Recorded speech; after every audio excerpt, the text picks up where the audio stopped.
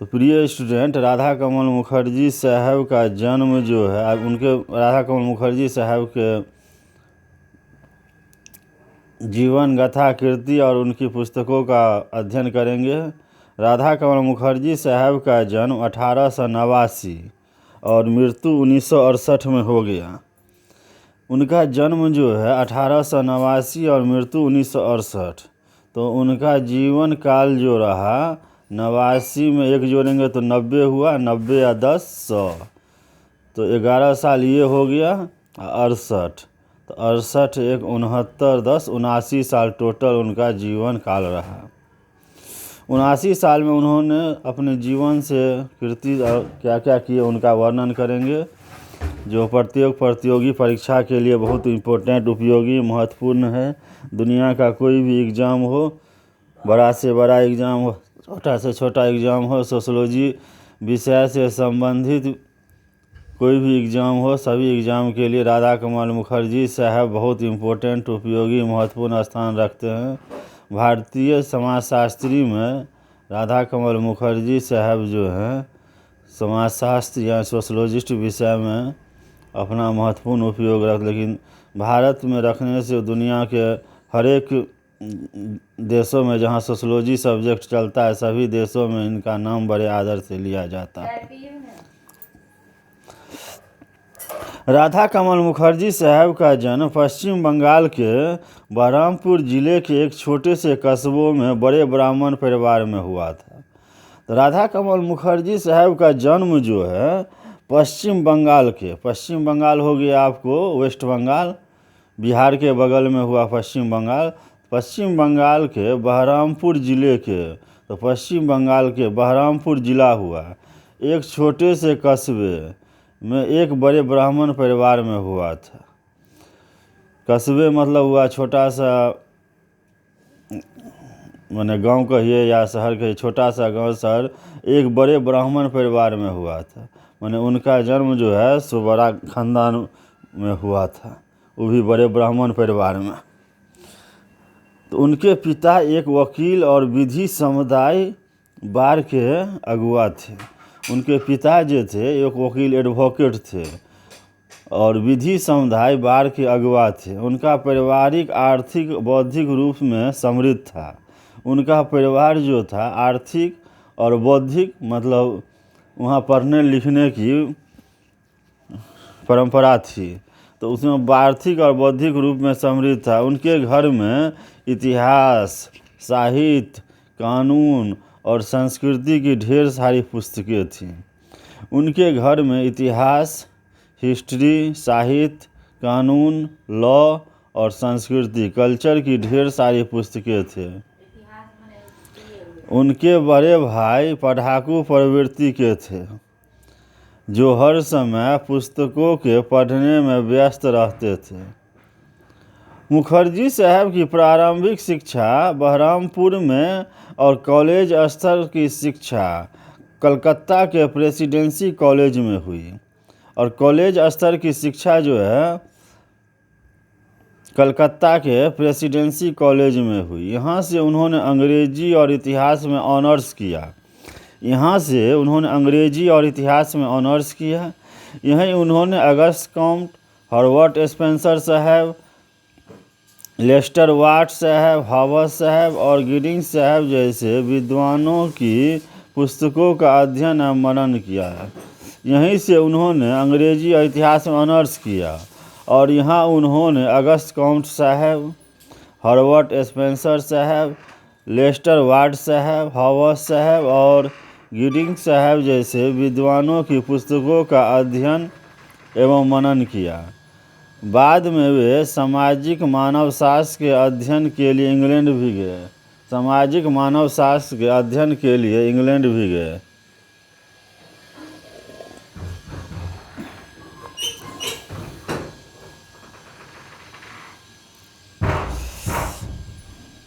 मुखर्जी साहब के जीवन पर तत्कालीन सामाजिक, सांस्कृतिक और बौद्धिक पुनर्जागरण का भी गहरा प्रभाव पड़ा। इस पुनर्जागरण ने बाद में धीरे धीरे जन आंदोलन का रूप ले लिया। मुखर्जी साहब ने प्रौढ़ शिक्षा के माध्यम से इस आंदोलन में भाग लिया। उन्होंने सन 1906 में कलकत्ता के मेचू बाजार की गंदी बस्तियों में प्रौढ़ शिक्षा के लिए एक शांत स्कूल खोलकर पुनर्जागरण आंदोलन को गति प्रदान की। उनका यह स्कूल एक सामुदायिक केंद्र बन गया।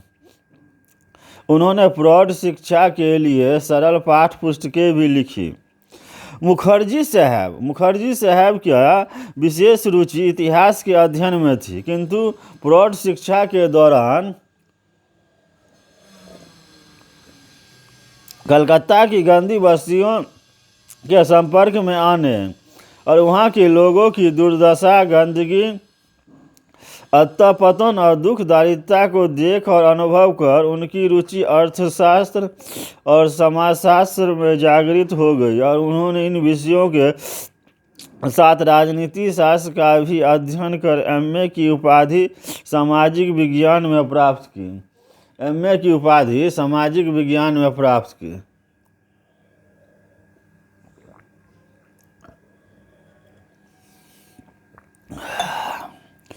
सन 1910 में मुखर्जी साहब बहरामपुर में अपने पुराने कॉलेज में अर्थशास्त्र के अध्यापक बन गए।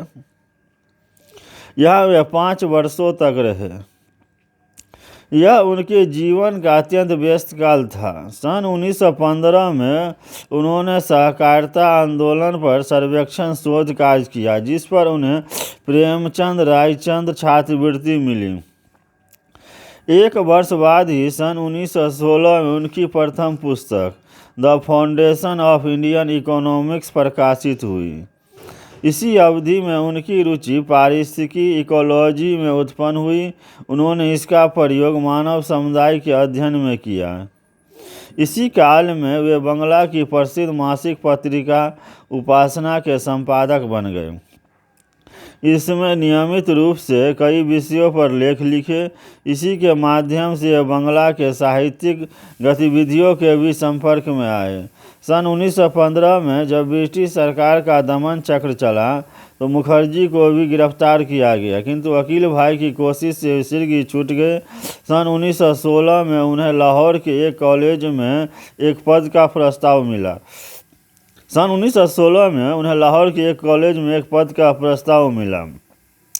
जिसे उन्होंने स्वीकार कर लाहौर चले गए।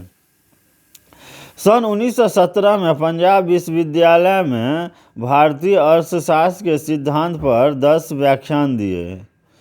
इसी वर्ष कलकत्ता विश्वविद्यालय में जब कला और विज्ञान में स्नातकोत्तर परिषद की स्थापना हुई तो वे यहाँ चले आए। वे यहाँ 5 वर्ष 1917 से 1921 रहे और उन्होंने अर्थशास्त्र, समाजशास्त्र और राजनीति दर्शन का अध्यापन किया। इसी अवधि में उन्होंने अर्थशास्त्र, समाजशास्त्र और राजनीति दर्शन का अध्यापन किया। इसी अवधि में उन्होंने सन 1920 में भारतीय ग्रामीण समुदाय में सामाजिक आर्थिक परिवर्तन विषय पर पीएचडी की उपाधि प्राप्त की। सन 1921 में जब लखनऊ विश्वविद्यालय की स्थापना हुई तो यहाँ अर्थशास्त्र और समाजशास्त्र विभाग के प्रोफेसर एवं अध्यक्ष बन गए। उन्होंने इस विश्वविद्यालय में अर्थशास्त्र, समाजशास्त्र और मानव शास्त्र में शोध कार्यों की शुरुआत की। इन शोध कार्यों में उन्होंने एकीकृत समष्टिगत दृष्टिकोण एवं पद्धति को अपनाया। सन 1921 में जब लखनऊ विश्वविद्यालय की स्थापना हुई तो यहाँ अर्थशास्त्र और समाजशास्त्र विभाग के प्रोफेसर एवं अध्यक्ष चुने गए। उन्होंने इस विश्वविद्यालय में अर्थशास्त्र, समाजशास्त्र और मानव शास्त्र में शोध कार्यों की शुरुआत की। इन शोध कार्यों में उन्होंने एकीकृत समष्टिगत दृष्टिकोण एवं पद्धति को अपनाया। सन 1945 से 47 के बीच एक लघु अवधि के लिए उन्होंने ग्वालियर राजघराने के आर्थिक सलाहकार के रूप में भी कार्य किया।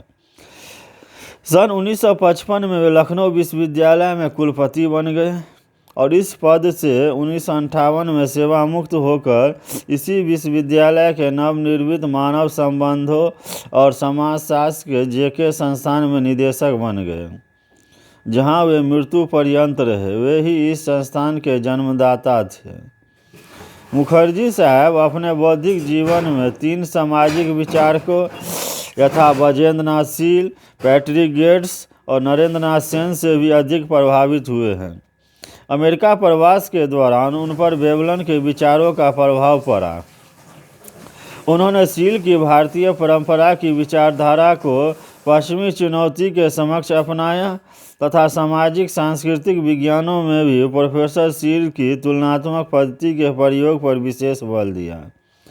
मुखर्जी साहब गेट्स की विश्लेषण पद्धति में प्रभावित थे। सामाजिक पारिस्थितिकी, जनसंख्या तथा क्षेत्रीय अध्ययन संबंधी मुखर्जी साहब के विचारों पर पैट्रिक गेट्स का प्रभाव स्पष्ट रूप में देखा जा सकता है।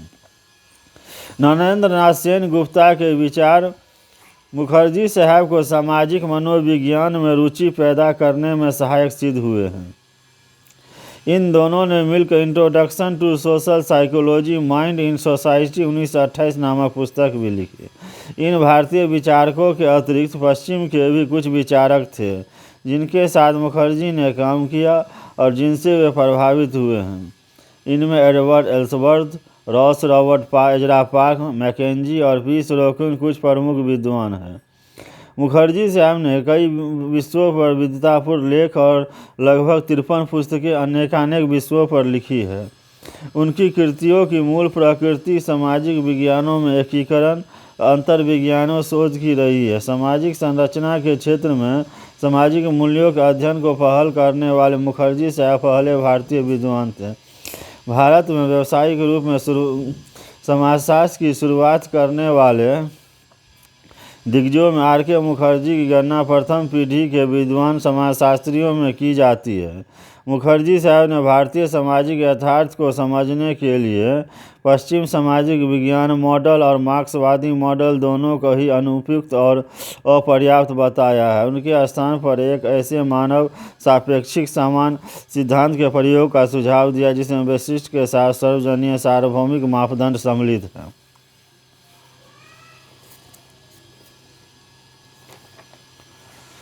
मूल रूप में अर्थशास्त्र में प्रशिक्षित मुखर्जी साहब ने आर्थिक समाजशास्त्र के क्षेत्र में सूक्ष्म स्तर पर समस्याओं के विश्लेषण की शुरुआत की।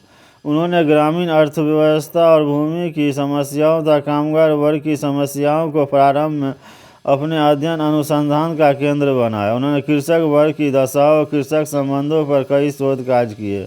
प्रोफेसर मुखर्जी समाजशास्त्र के क्षेत्र में प्रमुख रूप में समाकलित अंतर अनुशासन पद्धति, सामाजिक मूल तथा सामाजिक पारिस्थितिकी इकोलॉजी संबंधी अपने विशिष्ट विचारों के लिए जाने जाते हैं। मुखर्जी साहब ने अपने अध्ययन तथा शोध कार्य दोनों में ही सामाजिक विज्ञानों के विभिन्न क्षेत्रों क्रिया की आवश्यकता पर बल दिया है। वे मानवीय समस्याओं के अध्ययन में समाकलित इंटीग्रेट अप्रोच के प्रयोग के समर्थक रहे। अपने अर्थशास्त्र के संस्थागत सिद्धांत में मुखर्जी साहब ने परंपरा की भूमिका को न केवल स्वीकारा है अपितु यह बताया है कि किस प्रकार आर्थिक सिद्धांत भौतिक और मनोवैज्ञानिक सिद्धांत पर आधारित है। मुखर्जी साहब पश्चिम के अनुभाविक प्रत्यक्षवादी पद्धति में सहमत नहीं। वर्ग संघर्ष और साम्यवाद की विचारधाराओं को उन्होंने अस्वीकार किया और उनके स्थान पर समुदायवाद की वैकल्पिक धारणा प्रस्तुत की है। तो ये मुखर्जी साहब की संक्षिप्त जीवन गाथा और उनकी कृति है। अगले वीडियो में मुखर्जी साहब के आगे जो किए हैं उनका वर्णन करेंगे। इस वीडियो में अभी तक इतना ही। जय सोशियोलॉजी, जय सोशियोलॉजी, जय समाजशास्त्र, जय समाजशास्त्र।